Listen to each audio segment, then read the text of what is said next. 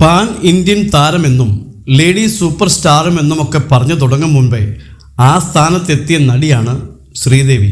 തെന്നിന്ത്യൻ സിനിമയിലും ബോളിവുഡിലുമെല്ലാം ഒരുപോലെ താരമായി മാറിയ നടി. ആക്ഷനും കോമഡിയും റൊമാൻസുമെല്ലാം ശ്രീദേവിക്ക് ഒരുപോലെ വഴങ്ങിയിരുന്നു. തെന്നിന്ത്യൻ സിനിമയിലൂടെ കരിയർ ആരംഭിച്ച ശേഷമാണ് ബോളിവുഡിലെത്തുന്നത്. മലയാളത്തിലും അഭിനയിച്ചിട്ടുണ്ട്.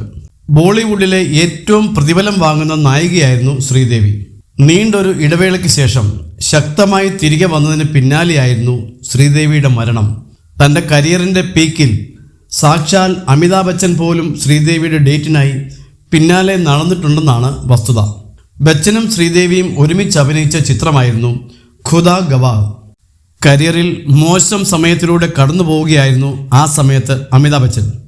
ഈ സമയത്താണ് ബച്ചനെ തേടി ഖുദാ ഗവാഹ് എത്തുന്നത്. ചിത്രത്തിൻ്റെ തിരക്കഥ വായിച്ചതും ബച്ചന് ഇഷ്ടപ്പെട്ടു.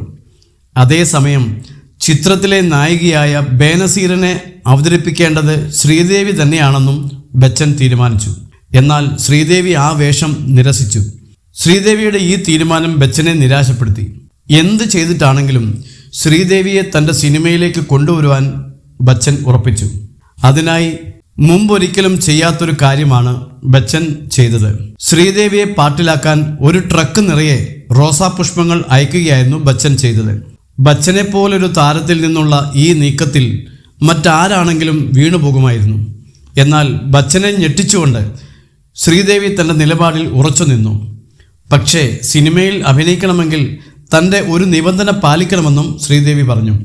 ഇപ്പോൾ തനിക്ക് ഓഫർ ചെയ്തിരിക്കുന്ന കഥാപാത്രത്തിൽ കാര്യമായൊന്നും ചെയ്യാനില്ല, അതിനാൽ തനിക്ക് ഡബിൾ റോൾ വേണം എന്നായിരുന്നു ശ്രീദേവി ആവശ്യപ്പെട്ടത്. ശ്രീദേവിയുടെ ഓക്കെക്കായി എന്തിനും തയ്യാറായിരുന്ന സംവിധായകൻ മുകുൾ ആനന്ദ് അപ്പോൾ തന്നെ ഓക്കെ പറഞ്ഞു.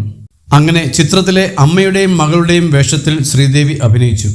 നായകന് പിന്നാലെ നടക്കുന്ന നായികയാവാൻ ഒരിക്കലും ശ്രീദേവി ആഗ്രഹിച്ചിരുന്നില്ല. ശക്തമായ കഥാപാത്രമാണെങ്കിൽ മാത്രമേ താൻ അഭിനയിക്കുകയുള്ളൂ എന്ന് വ്യക്തമാക്കുകയായിരുന്നു അന്ന് ശ്രീദേവി ചെയ്തത്.